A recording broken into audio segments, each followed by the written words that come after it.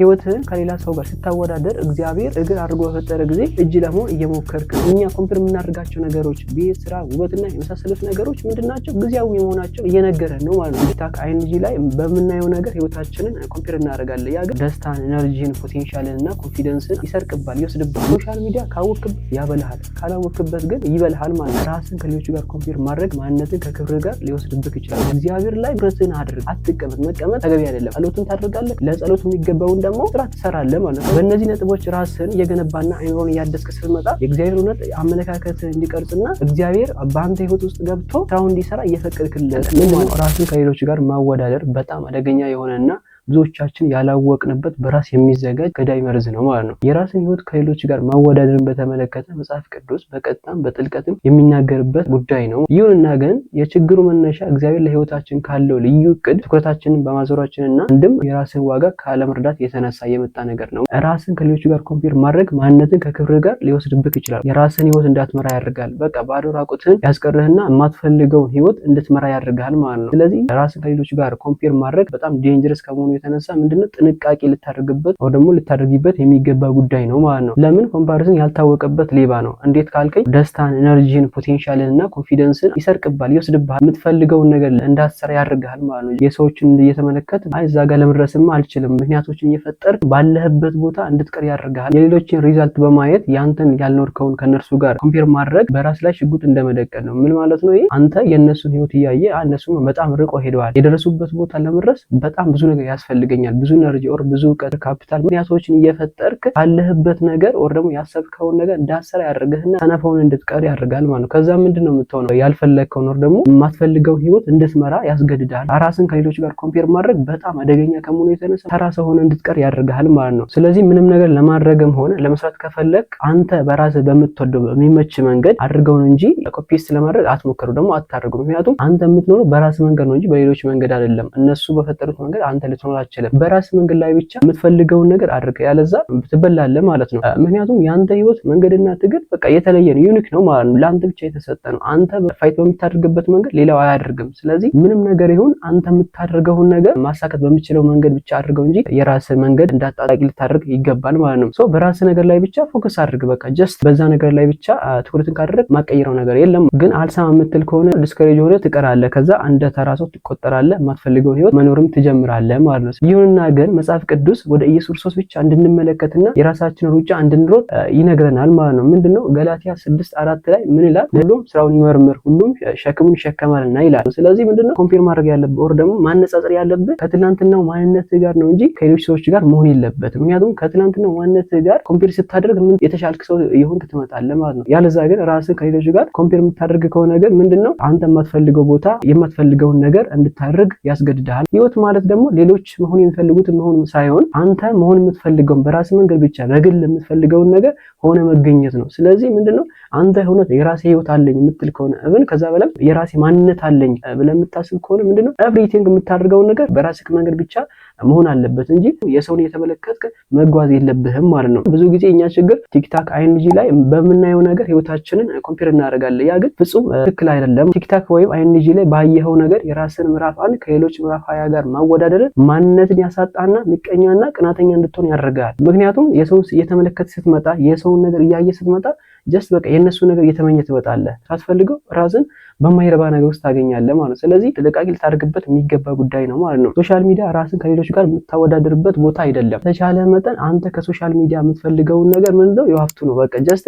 ምንድነው ከዚህ ነገር የምትፈልገው ነገር እዚህ ጋር ቲክታክ ከመጣ ቲክታክ ላይ ምንድነው የምታገኘው? ጀስት የምታደርገውን ነገር ሪዘነብል መሆን አለበት። ራንደመሊ ገብተህበት የምትወጣበት መሆን የለበትም ማለት ነው። ሌላው ስለደበረ ብቻ ሶሻል ሚዲያን አትጠቀመው። ለምን ካልከኝ ካየ ኮንቴንት ተነሳ የራስን መንገድ ትስትና የማትወጣበት ዲፕሬሽን ውስጥ ሊከትህ ይችላል ወይ ደግሞ ይከታል። የሌሎች ሰዎች እየተመለከተ ስትመጣ እነሱ በጣም ርቆ እንደሄዱ ይሰማህና በቃ እነሱ ጋር ለመድረስ ብዙ ነገር ያስፈልገኛል፣ ያ ደግሞ የማይሆን ነገር ነው ብለህ ተስፋ ቆርጠህ እንድትቀር ነው የሚያደርግህ። ስለዚህ በዛ ነገር ላይ ምንድነው ማድረግ ያለብህ ነገር አንተ ያየኸው ነገር ጀስት የነሱ ነው። ቢሃይንድ ዘ ሲን ምን እንዳለ አታውቅም ከጀርባው ማለት ነው። ብዙ ነገር እያሳለፉ ሊሆን ይችላል። ጀስት ደግሞ እንዴትም አድርጎ ሊሰሩ ይችላሉ። ግን አንተ የምታውቀው ደግሞ እያየህ ያለው ነገር ምንድነው? ሶሻል ሚዲያ ላይ ያለው ነገር ነው። እዛ ላይ ያየኸውን ነገር አንተ ያልኖርከውን ምንም ያልሰራህበትን ህይወት ከነሱ ጋር ማነጻጸር ወይ ደግሞ የነሱን አይነት ተስፋ መቁረጥ እነሱ ጋር ለመድረስ ቢዝነስ በጣም ብዙ ነገር ያስፈልገኛል ብለህ ያ ነገር ፕሬሽር ውስጥ ያስገባሃል። ምንም ነገር እንዳትሰራ ምንም አይነት ለውጥ እንዳታመጣ ያደርጋል ማለት ነው። ስለዚህ በተቻለ መጠን ከሶሻል ሚዲያ የምትፈልገውን ነገር ማወቅና ለምን እንደምትጠቀመው መረዳት መቻል አለብህ ማለት ነው። ሶሻል ሚዲያ ካወቅበት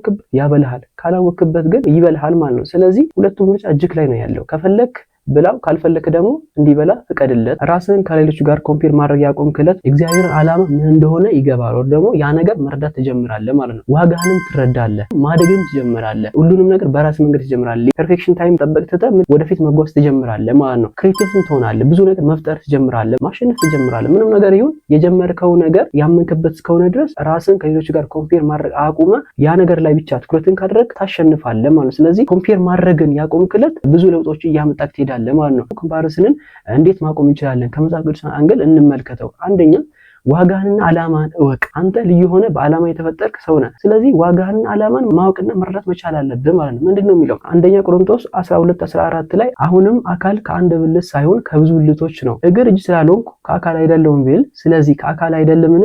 ጆሮ አይን ስላልሆንኩ ከአካል አይደለሁም ቢል ስለዚህ ከአካል አይደለምን? አካል ሁሉ አይን ቢሆን ኑሮ መስማት የት ነበር ብሎ ይቀጥልና ምንድነው የሚለው?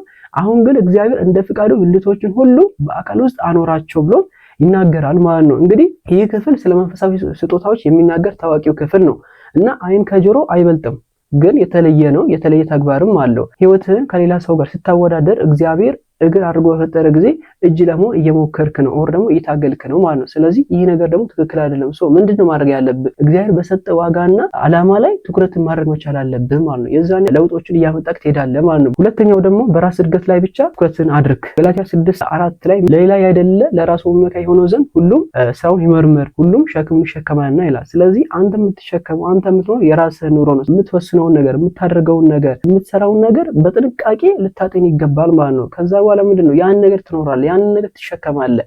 አንተ ዛሬ የመረጥከውን ነገር ነው ነገ የምትኖረው ማለት ነው። ስለዚህ ነገ ላይ ሆነ ሪግሬት እንዳታደርግ ዛሬ ላይ የምትወስነው ነገር በጥንቃቄ ልታደርገው ይገባል። ምክንያቱም የራስን ሸክም ብቻ ስለምትሸከም ማለት ነው። ዕብራውያን 12:1 ላይ እንግዲህ እኛ ደግሞ እንዲህ ያለ ታላቅ የምስክሮች ደመና በዙሪያችን ካሉልን ሸክምን ሁሉ በቀላሉ የሚያጠምደን ኃጢአት አስወግደን በፊታችን በተቀመጠው ሩጫ በትዕግስት እንሩጥ፣ የሃይማኖታችንን መሪና ፈጻሚ የሆነን ኢየሱስን ትኩረት አድርገን እንመልከተው ብሎ ይናገራል። እዚህ ጋር እንግዲህ ለኛ የተዘጋጀውን ሩጫ ብቻ እንደምንሮጥ ይነግረናል ማለት ነው። ያንተ ሩጫ ከሌሎች የተለየ ነው። የተለያዩ መሰናክሎች፣ የተለያዩ ርቀቶችና የተለያዩ ሽልማቶች አሉት። ስለዚህ ማወዳደር ያለብህ የራስን ሩጫ በደንብ እንዳትሮጥ የሚያደርግን ሸክምና ኃጢአትና ሌሎች የመሳሰሉትን ነገሮች ነው እንጂ በሌላ ነገር ላይ መሆን የለበትም ማለት ነው። ስለዚህ መፍትሄው ምንድነው? አይንን በሌሎች ሯጮች ላይ ሳይሆን በእግዚአብሔር በኢየሱስ ላይ ካደረግክ ምንድነው ታሸንፈዋለህ ኦር ደግሞ ታስተካክለዋለህ ማለት ነው። ሶስተኛ ባለ ማመስገን ተለማመድ። ምንድነው? ብዙዎቻችን ባለን ነገር ስለማናመሰግን ነው ያለን ራሱ እያጣን ያለ ነው ማለት ነው። ራስን ኮምፔር ማድረግ ብዙ ጊዜ ሀፕን የሚያደርገው ያለኝ ነገር በቂ አይደለም ከሚል እምነት የተነሳ ነው ማለት ነው። ስለዚህ ምንድነው? ያለኝ በቂ ነው፣ የተሰጠኝ በቂ ነው ብለን ማሰብ መቻል አለብን ማለት ነው። ፊልጵስዩስ 4:11 ላይ ምን ይላል መሰለ? ይህን ስል ስለ ጉድለት አይደለም፣ የሚኖርበት ኑሮ ይበቃኛል ማለት ተምሬያለሁ፣ መዋረድንም አውቃለሁ፣ በእያንዳንዱ ነገር በነገርም ሁሉ መጥገብንና መራብን መብዛትንና መጉደልን ተምሬያለሁ፣ ኃይልን በሚሰጠኝ በክርስቶስ ሁሉን እችላለሁ ብሎ ይናገራል ማለት ነው። ያለኝ ነገር በቂ ነው፣ ምንም ነገር ይሁን ተምሬበታል ኦር ደግሞ አውቃለሁ፣ ግን ምንድነው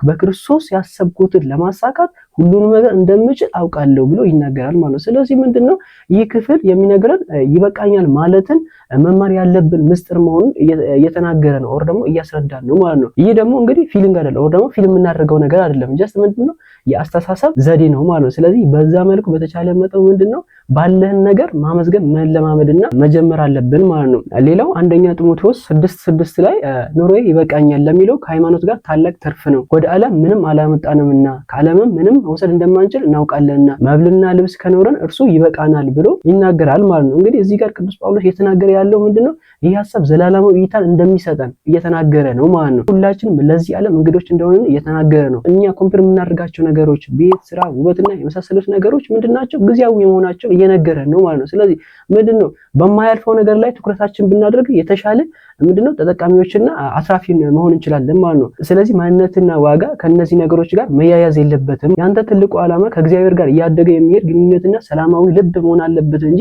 በቁሳቁሶችና በተራ ነገር በሚያልፍ ነገር ላይ መሆን የለበትም። ምክንያቱም መጽሐፍ ቅዱስ ምን ብሎ ይናገራል መሰለህ? ሁሉም ነገር እንደ ልብስ እንደሚያረጅ ይናገራል ማለት ነው። ስለዚህ ያው ለሚያረጅ ለሚያልፍ ነገር ብለህ ተራ ነገር ላይ ትኩረትን ባታደርግ ይመረጣል ማለት ነው። አራተኛው ለራስህ ለማንም ፕሩቭ ለማድረግ አትሞክር። ምክንያቱም አንተ ስለራስህ ፕሩቭ ለማድረግ ስትሞክር ምንድነው የራስን ኮንፊደንስ ታጣለህ፣ ኦር ደግሞ በራስ መተማመን በጣም እየቀነሰ ይመጣል ማለት ነው። ከዛ በላይ ምንድነው ኃላፊነት እንዳይሰማ ይጎታል ወደ ታች ማለት ነው። ስለዚህ በተቻለ መጠን ያመንክበት ነገር ትክክል እስከሆነና አዋጭነቱ ይጎልቶ ከታየ ምንድነው በራስ መንገድ አድርገው እንጂ ያን ነገር ለሌሎች ፕሩቭ ለማድረግ አትድከም። ምክንያቱም ያ ነገር ማንነትን ራሱ ሊያሳጣክ ስለሚችል። አምስተኛው አንተ እምነት ካለ በክርስቶስ ሁሉንም ማድረግ እንደምትችል ማመን መቻል አለብህ። የምታደርገውን ነገር የእግዚአብሔርን ትእዛዛትና ሕግጋት ማይጥስ ከሆነ ምንም ነገር ታሳካዋል። ምክንያቱም እግዚአብሔርን ይዘዋልና እግዚአብሔርን አስቀድማል በህይወት። ስለዚህ እግዚአብሔር ይረዳሃል ማለት ነው። እብን እንኳን ለስጋ አይደለም ለነፍስ ራሱ መጋቢ ነው አይደለ እግዚአብሔር። ስለዚህ አንተ እግዚአብሔርን ከያዝከው አንተ ኢየሱስ ክርስቶስን ይዘህ ምንም ይሁን ምን ይረዳሃል ማለት ነው። ስለዚህ አንተ እግዚአብሔር ላይ ትኩረትን አድርግ፣ አትቀመጥ። መቀመጥ ተገቢ አይደለም። ጸሎትን ታደርጋለህ፣ ለጸሎት የሚገባውን ደግሞ ስራ ትሰራለህ ማለት ነው። ከዛ እግዚአብሔር ደግሞ አንተ ያሰብከው ነገር እንዲሳካልህ ያደርግልሃል፣ ወር ደግሞ መንገዱ ያመቻችልሃል ማለት ነው። ስለዚህ ትኩረትን እግዚአብሔር ላይ ማድረግ መቻል አለብህ ማለት ነው። ስድስተኛው ራስን ስታወዳደር በምታገኝበት ጊዜ ቶሎ